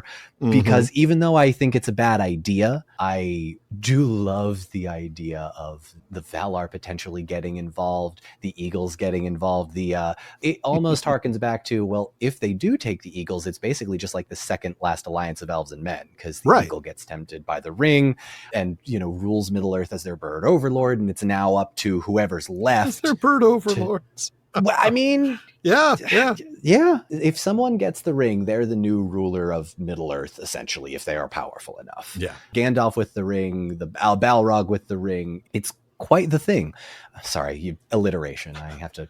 I, for one, welcome our new Eagle overlords. No joke, Alan. I have put that on a shirt. I bet you have. I bet you have the Simpsons meme with the news guy. Yeah. Just our own interpretation of that, because there were so many people that were quoting that at me. I'm like, all right, it's merchandise now. You run off and, enjoy your little dictatorship of winged beasts. But all of that is to say, my actual answer is not always Google The Unpredicted Party, which, if that interests you, can listen to basically anywhere.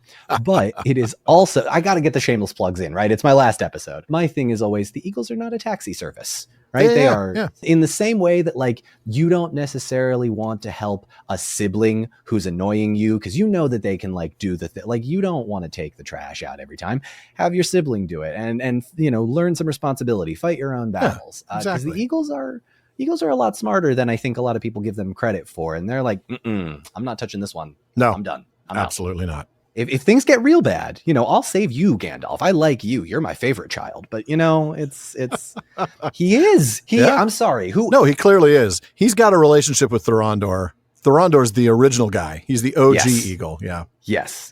There's Meneldor, Yeah. Gwaihir, and Landroval. Landroval, The which, by the way, those are names of servers for The Lord of the Rings Online, I think. I know Landroval is because that's where I play. There you go. Well, hey, keep an eye out on the Landroval server for Alan. What's your character's name? Well, we have a PPP kin. We have a Prancing Pony podcast kin, and you might spot lovely. either Halagrim or Durthal playing around. But nice. Not very often these days. I just have not had time in quite some. It's 2023. The MMORPG scene has been overtaken by having to get jobs and make money. Yeah. All right. Alan, do we have time for another question? We do. This is actually one that we didn't have time for last week. Laura B. in Philadelphia has one that she sent in just for you, Don. So you get to answer this. I Okay, don't. here we go. She says, in the QAN on October 1st, Don mentioned that he wished Tolkien had developed The New Shadow, his abandoned Fourth Age story about the rise of the old evil as the New Shadow. I do too, Laura says, and I'm wondering whether Don might be willing to expand on that a bit. Does she not know you? I've subjected you all to enough what ifs. We've got Why not expansions, one last? no problem. All right. So she goes on, what themes would he have liked Tolkien to address, and how might the plot have gone? Was there the potential for this to become a lot more than just a thriller, which is that's quoting Tolkien's own words about why he didn't continue the story. I would like to have seen a serious look at how humankind might have resisted the evil without the aid of Eldar or Maiar to subvert them. And then she speculates that this might have become a scouring of the Shire writ large. Dawn, what say you? Well, first of all, thank you, Laura, for the question, because as I have mentioned so many times before, I do love the idea and the concept of what ifs in Middle Earth. Seriously, I think we're going to have a new segment, right? The what if. Hey, listen, I'm ready for it. love So, it. Alan, are you ready to write some fan fiction with me? Can we not do Nope. that exactly? Oh no, we're doing it. I'm sorry. I was going to cut you off even faster, but let's just jump right into it. So, Oh, man. to start, we have to know what we already know about the New Shadow. So in May of 1964, in a letter to Colin Bailey, Tolkien writes, I did begin a story placed about 100 years after the downfall, but it proved both sinister and depressing, so that the people of Gondor, in times of peace, justice, and prosperity, would become discontented and restless. I found that even so early, there was an outcrop of revolutionary plots about a center of secret Satanistic religion, while Gondorian boys were playing at being orcs and going around doing damage. I could have written a thriller, and that is in little quotes, about the plot and its discovery and overthrow, but it would have been just that, not worth doing. Oh, my. Not Whew. Yeah. Yeah. So what would the New Shadow then be about? We kind of get this general idea. He's giving it to us, this Satanistic religion, the themes of the young boys playing around it being orcs. And I guess it's going to follow, my guess is it would follow one character, and that would be Eldarion, Aragorn's son. Yeah. And in my mind, we would see potentially, cameos from various, it would invoke the idea of fellowship again, lots of side characters popping in at the right times, probably centering around Eldarion. You'd get maybe Éomer's child still alive, maybe Prince Imrahil or his kin make some cameos. Perhaps Aragorn shows up to guide his son. All the while, though, How does Aragorn show up to guide his son? well, he says it takes place 100 years after the downfall. Oh, So after the at this downfall. Okay, point- so yeah. I see what you mean. So this is before Eldarion is king then. Okay. Yes, I would gotcha. say probably Eldarion is not king yet. Aragorn is still ruling because Aragorn, he passes away when he's 210 and he's 88 when he's crowned king of Gondor. Right. So he's approaching the end of his life. He's got about another 30-ish years left if this timeline holds up.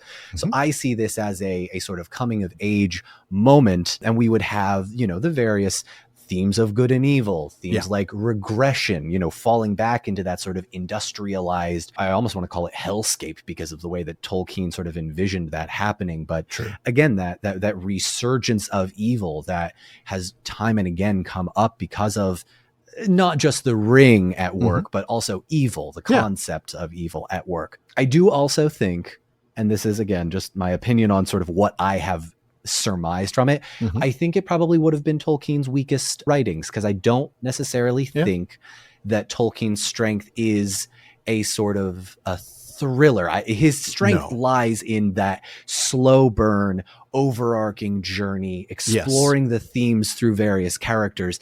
And I don't necessarily Epics, know if the new Shadow would take us across Middle-earth the same way. And it might also feel as though, we're repeating the same steps, but with a different generation. And that, depending on when it would have been published, that might not have played well for that kind of a modern at the time audience. Yeah.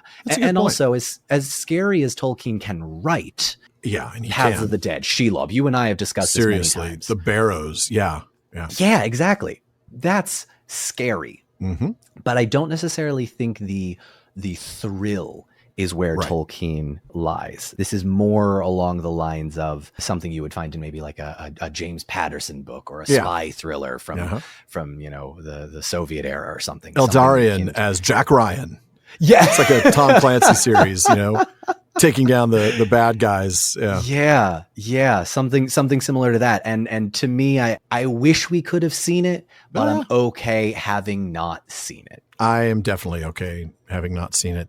I mean, Tolkien's own position on it is enough, right? Yeah, exactly. Not worth doing. And the thing is, when we think that something isn't worth doing, we probably don't put all of our effort into it. I'm not sure that Tolkien would have ever been satisfied with the results, in which case we never would have seen it, even if he did end up choosing to write it, because he didn't feel it was worth putting it all, putting all that effort into it. But I think you're right about what would it have been about. I think, we'd probably focus on Eldarion and his eventual rise to the kingship, and the things that he's doing in the meantime, sort of, taking down the evil Satanist religion. And the idea of Gondorian boys playing at being orcs and going around doing damage, that just feels like junior high down the street. I mean, that's just life, man. There's a very specific trope that I love seeing in movies when it's done properly. The first thing that comes to mind is the Hunger Games series, where the grizzled war veteran watches the children play with fake guns or fake swords and sees, what the thing I actually fought for is being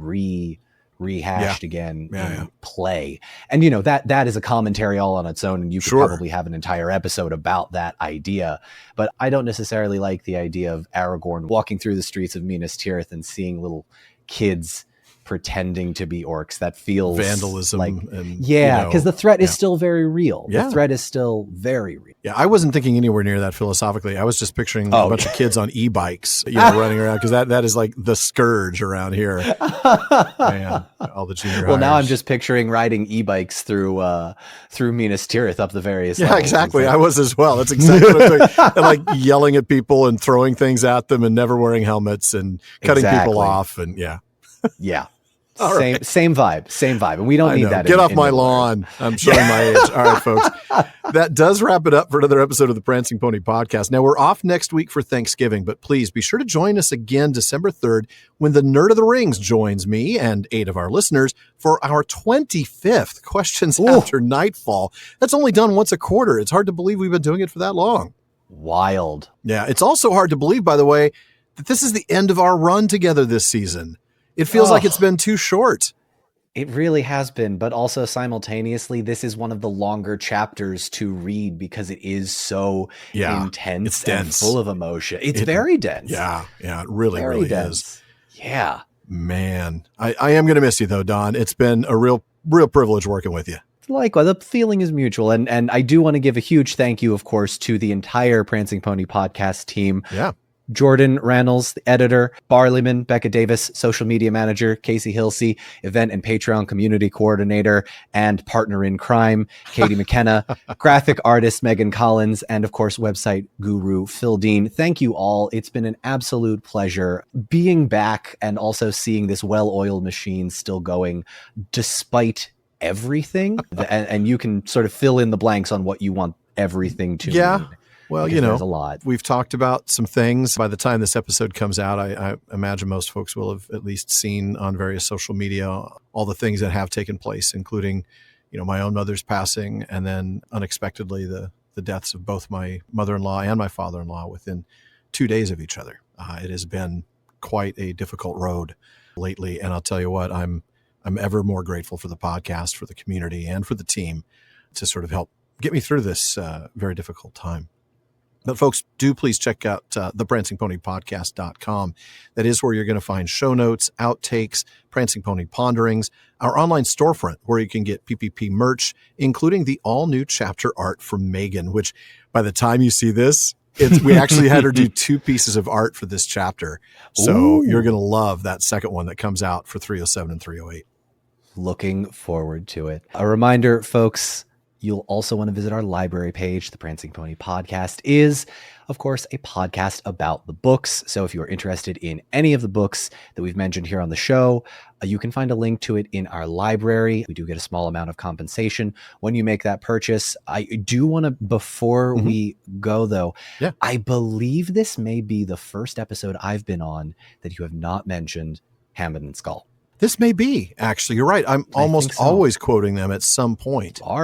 But this might be the first one. Well, we just mentioned it. And here we go. And I'll tell you what, the Reader's Companion is a fantastic work, and it is definitely listed there in our library. Pick that up. It's a set of annotations for The Lord of the Rings that makes reading the book so much more informative. But yeah, we also want to thank not just those of you who buy books from our library. We want to thank our patrons at the Kierdan's contribution tier. I'm going to start with DeMay in Alaska, Chad in Texas, Lance in New Jersey, Paul in Colorado, Jerry in Texas, Joseph in Michigan, Kathy from North Carolina, Carlos in California, Brian in the UK, Ned from Connecticut, Jerry from Washington, Joe in Washington, Erwin from the Netherlands, Ben in Minnesota, Anthony in Texas, Karen in the UK, and Zaksu in Illinois. There is also Sarah in New Jersey, Joshua in Massachusetts, Lucy in Texas, Erica in Texas, Carson in Oklahoma, Keith in Alabama, Vivian in California, James in Massachusetts, Anne in Kentucky, Sean in New Jersey, Mason in California, Maureen from Massachusetts, Christiana from Ohio, John from Japan, Olivia in London, Jackson in Tennessee, and Robert in Arizona. From the bottom of my heart, and I think I speak for Ellen as well, thank you all very much. You most definitely speak for me, Don. Thank you, folks. Make sure you don't miss any episodes of the Prancing Pony Podcast. You can subscribe now through Spotify, Apple Podcasts, Amazon Music, or your favorite podcast app. And one last thing as always, don't forget to send your thoughts, comments, and most of all, what you would do to honor Sam's hardihood to Barliman at theprancingponypodcast.com. And if you want your voice literally heard, well, just send us audio of your question. You can visit podinbox.com/prancingponypod and record your question for us. Please be sure to still email the question to Barliman, though. Even though Barliman's been a lot more reliable lately, there's still a lot of mail to sort through, and we'll try to get to your question as soon as we're able. Indeed. As always, though, this has been far too short a time to spend among such excellent and admirable listeners and such an excellent and admirable co-host. But until next time. You are too kind, Alan. Thank you. And I'm actually going to break script here for a second because I'm not quite ready to sign off. Mostly because there is no... Okay. All right, go ahead. Yeah. Because it just says sign off. It does. The script just says sign off, and you know I can wing this sort of thing, but I do want to let you, Alan, know that this podcast for many years was a source of comfort for me, and in everything that you have endured over the last few weeks, please know that everyone here listening to this podcast right now, we are here for you if you need the help, and thank you for being a source of that comfort, because as much comfort as this podcast may give you, I know your audience, and I include myself in that, feels the same way. So thank you. Much love, and thank you for having me. This has been an absolute blast yet again. It really has. I'm glad you could join me, and yeah, thank you. It means a lot, and I've been really, really grateful to still be able to do this, even in such a time of loss. It's been a journey. All right, thank you, everybody. I have been Don Marshall, the obscure Lord of the Rings facts guy, with my not so fake father anymore, Alan Sisto.